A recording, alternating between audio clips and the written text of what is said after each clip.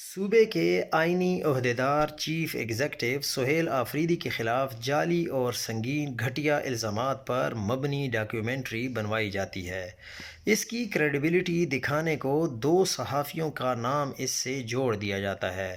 دونوں صحافیوں نے لاتعلقی اور مذمت بھی کر دی، لیکن این سی سی آئی اے یا ایف آئی اے حرکت میں نہیں آیا۔ نیوز چینلز پر بھی ذرائع کے نام سے بریکنگ نیوز چلوا دی جاتی ہیں۔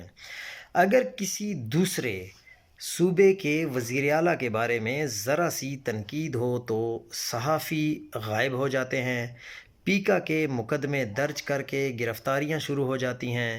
ایک لمحے کو فرض کریں کہ جو ڈاکیومنٹری سہیل آفریدی کے خلاف تیار کر کے لانچ کی گئی، اگر یہی ڈاکیومنٹری کسی اور کے بارے میں ہوتی تو کیا اب تک ملک میں طوفان نہ آ چکا ہوتا؟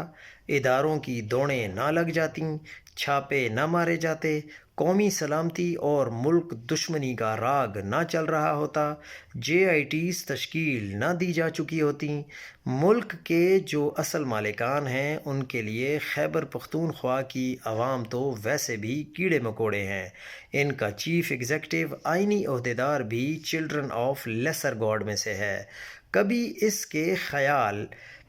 کے خلاف کوئی عام صحافی لانچ کر دیے جاتے ہیں، کبھی جعلی حکومت کے وزراء، تو کبھی سرکاری افسران، تو کبھی صحافیوں سے منسوب کر کے جعلی ڈاکیومنٹری۔ یوں کرتا دھرتا اس شورش زدہ صوبے کو امن کا گہوارہ بنانا چاہتے ہیں، لیکن یہ کیسے ممکن ہوگا؟